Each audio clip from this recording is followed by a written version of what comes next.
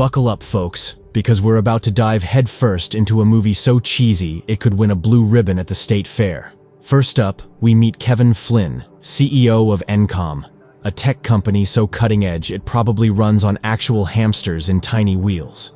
This genius decides to fill his 7-year-old son's bedtime story with tales of a digital wonderland called the Grid, which he totally invented with his imaginary computer buddies Clue and Tron.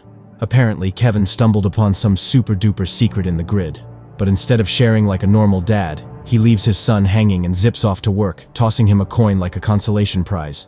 Cut 2, news reports in full meltdown mode. Kevin's vanished. Encom's stock is about to tank faster than a toddler on a sugar crash.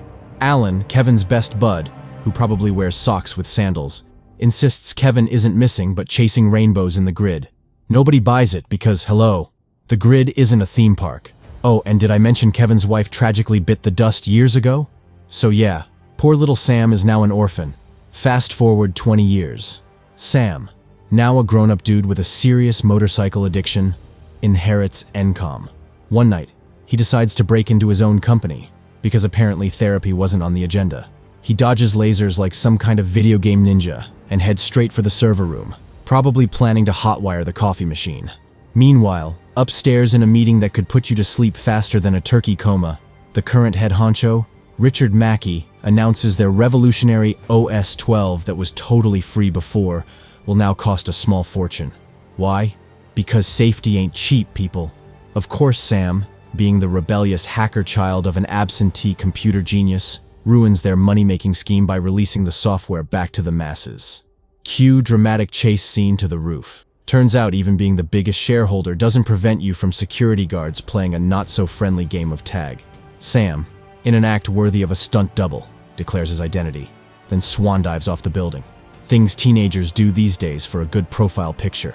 But wait, he's surrounded by cops faster than you can say, busted. A few hours and probably piles of paperwork later, Sam is bailed out and returns to his swanky shipping container-turned apartment. Imagine being so rich, you live in a box on purpose. Enter Alan, Kevin's loyal sidekick, full of congratulations for Sam's yearly break-into-my-own-company tradition. Turns out this little escapade is how Sam commemorates his dad vanishing into thin air. Then things get weird.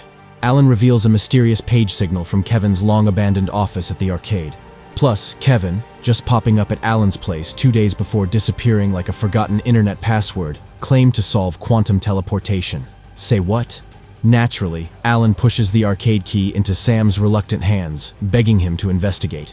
Of course, Sam stumbles upon a hidden lair behind the arcade games, complete with the dusty computer equipment of your dad's 80s sci-fi fantasies. This is getting good, or seriously cringeworthy, you decide. So, Sam, ever the curious George, with a hacking habit, decides to tinker with his dad's dusty computer. Big mistake. Turns out, one wrong click and bam. Instant laser show straight out of a bad sci-fi flick. Next thing he knows, Sam's been beamed out of his fancy shipping container and into, well, not exactly Kansas. The new digs? A world where neon is the new black and everyone looks like they escaped a Tron costume party. Before Sam can even say pixels and polygons, he gets snatched by a spaceship-looking thing called a recognizer, because apparently originality is a foreign concept in this digital world. On board, a robotic voice with the personality of a wet sock throws him in with a bunch of other programs and breaks the bad news. Game time? Kiddo.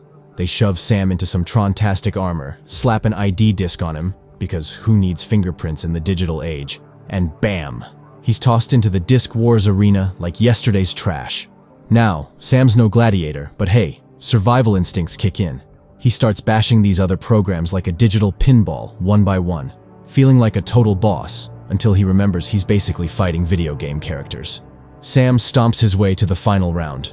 Enter Rinsler, the program equivalent of a gym rat on steroids.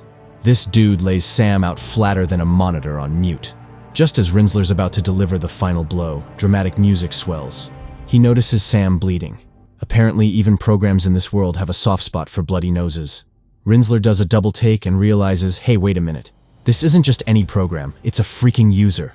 So Rinsler skips the victory dance and takes Sam straight to the big cheese of the Grid, a guy who looks suspiciously like Kevin. Reunion time, right? Wrong. Turns out this is Clue, Kevin's not-so-friendly counterpart. After an awkward chat, because who wouldn't be weirded out meeting their dad's digital twin, Clue throws Sam into another game, Light Cycle Grid. Buckle up, Buttercup. This is where things get real Tron-tastic. So, Sam gets prepped for another game that involves light cycles and dodging deadly neon lines on a motorbike. Think Mario Kart on steroids, but way cooler, if you ignore the whole trapped in a digital world thing. But before he hits the track, a mysterious masked woman is checking him out like he's the new flavor of protein bar. This game's a team brawl, with Sam and his mismatched crew facing off against Clue and his goons. It's basically Tron bumper cars gone rogue, with programs getting zapped left and right. Things get hairy fast, and teammates start dropping faster than flies at a bug zapper convention. Eventually it's down to Sam and Clue, mano a digital mano. Clue, ever the jerk, knocks Sam off his bike like a bad bowler. Just when it looks like curtains for Sam, the masked woman swoops in with a sweet ride and whisks him away faster than you can say, escape plan. Turns out, the masked woman is Quora, a total badass with a serious sense of style. She takes Sam to a secret hideout where he finally gets a reunion with his real dad, Kevin. Cue the violins. Over dinner, because apparently there's time for takeout even in a digital world, Kevin spills the beans. He was building the perfect computer system, with Clue and Tron as his coding buddies. Then, bam! They stumble upon these super cool programs called ISOs, the miracle Kevin mentioned earlier. Think digital life forms with the potential to change the world. But Clue, being the ultimate party pooper, saw them as a glitch in the system. So, he throws a digital coup, takes over the whole grid, and leaves Kevin and Tron hanging like yesterday's news. So, Kevin spills the tragic backstory. Apparently, he got double-crossed by Clue, the digital Benedict Arnold. Clue staged a coup, took over the grid, and left Kevin stranded like a forgotten flash drive. Tron, bless his digital soul, vanished without a trace. The only way back to the real world is through a magic portal. And guess what? It only opens when someone on the outside flicks the switch. Convenient, right? But here's the rub. The portal is on a timer, self-destructs in 8 hours, and Kevin's acting like a digital hermit. He refuses to leave, claiming it's exactly what Clue wants. Turns out Kevin's fancy ID disc is the key to the portal, and Clue probably wants it more than a free download on Laser Tuesday. Sam's like, dude, let's bounce. But Kevin's all doom and gloom about playing into Clue's evil plan. Just when things get more tense than a keyboard shortcut fight, Quora appears like a digital deus ex machina. She offers a glimmer of hope, a shady character named Zeusy who might help them reach the portal. Sam, ever the optimist, or maybe just Clue in, decides to ditch Dad, sorry Kevin, and race off to find Zeus. Bad move, Sam. He ditches his dad's vintage ride in the middle of the road, basically leaving a neon breadcrumb trail straight back to Kevin's doorstep. Clue's goons are going to be on their case faster than you can say, game over. So, Kevin realizes his son ditched him faster than yesterday's news. No worries though, because Dad's got this, or at least that's what he tells himself. He dusts off his digital sandals and sets off on a solo rescue mission. Meanwhile, Sam's wandering around like a lost puppy in a neon forest. Enter Jem, a woman who looks like she shops exclusively in the Tron reject pile section. She offers to take Sam to Zuza, the guy who can supposedly get them out of this mess. They end up at a club run by a flamboyant fellow named Castor, who promises to be their guide. But plot twist. Turns out Castor is actually Zuza, the digital equivalent of a shady used car salesman. Back at Kevin's place, Clue and his goons crash the party, but find the house as empty as a deleted folder. Back at Zeusy's not-so-secret club, Sam asks for his help. Zeus, ever the trustworthy soul, pretends to agree. But surprise, surprise, he's actually in cahoots with Clue. Clue's goons storm the club like flies on a banana peel, and a fight breaks out faster than you can say laser battle royale. Just when things look hopeless, Quora and Kevin show up to save the day. Unfortunately, the fight gets messy, and Quora loses an arm like it's a game of digital dress-up gone wrong. Forced to retreat, they escape with their digital tails between their legs. To add insult to injury, one of Clue's goons swipes Kevin's all-important disc, only to have Zeusy snatch it right back. Talk about a digital double-cross. Sam and Kevin, now reunited but not exactly best friends, argue like a couple trapped in an elevator. Kevin blames Sam for, well, everything, and they decide to hop on a space train called the Solar Sailor to reach the portal before Clue. On the train ride, Kevin fixes Quora's missing arm and drops a major plot bomb. She's the last of a super special digital species. So, back at Zeus's club, or should we say soon-to-be former club, Zeus tries to play both sides by handing Kevin's disc to Clue. Big mistake. Clue, the digital Darth Vader, decides double-crossing is more his style and blows the whole place up. Zeus and Jem, caught in the digital explosion, vaporized faster than a bad meme. Meanwhile, on the spaceship Solar Sailor, Korra wakes up after her arm reattached itself, because apparently spare limbs grow on trees in the grid. She and Sam bond over a chat about how she met his dad.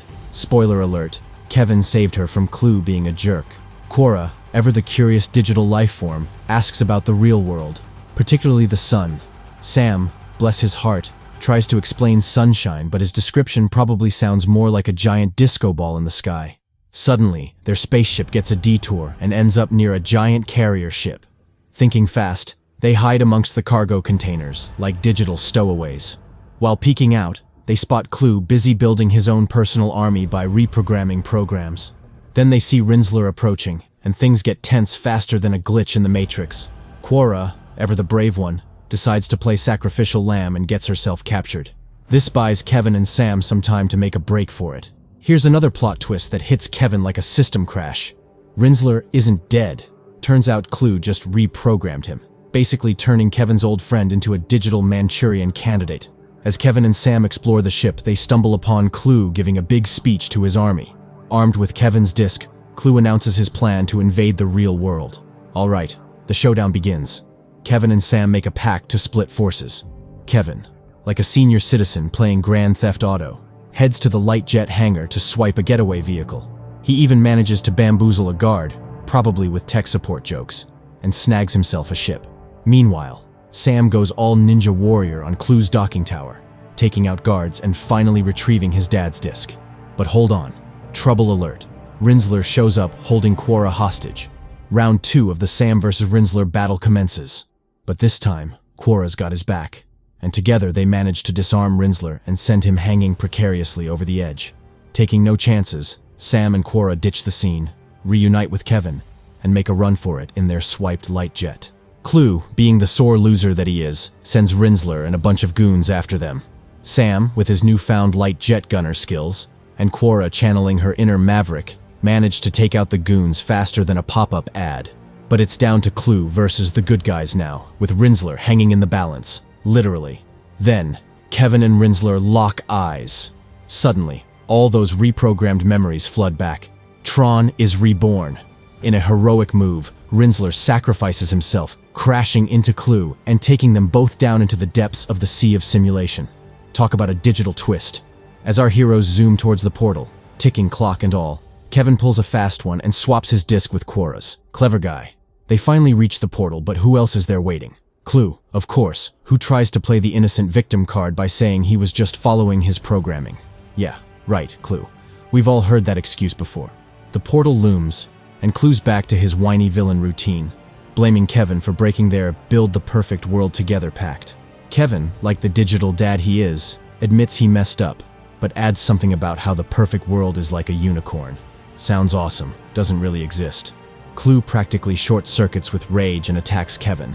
But amidst the chaos, Kevin yells at Sam and Korra to make a run for the portal, reminding us that even in digital chaos, dads will be dads.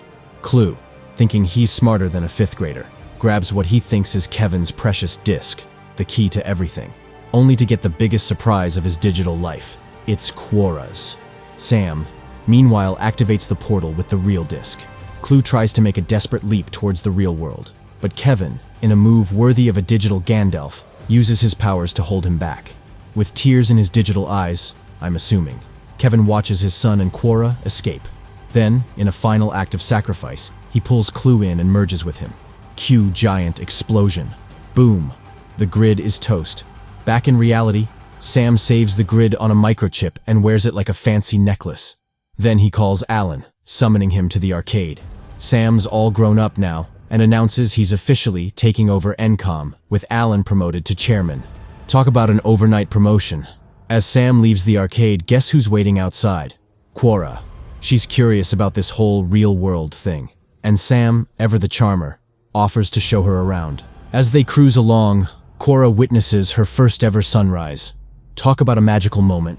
Let's just hope Sam's driving skills are better in the real world than they were in the grid. After everything they've survived, they deserve a happy ending, and maybe a helmet or two.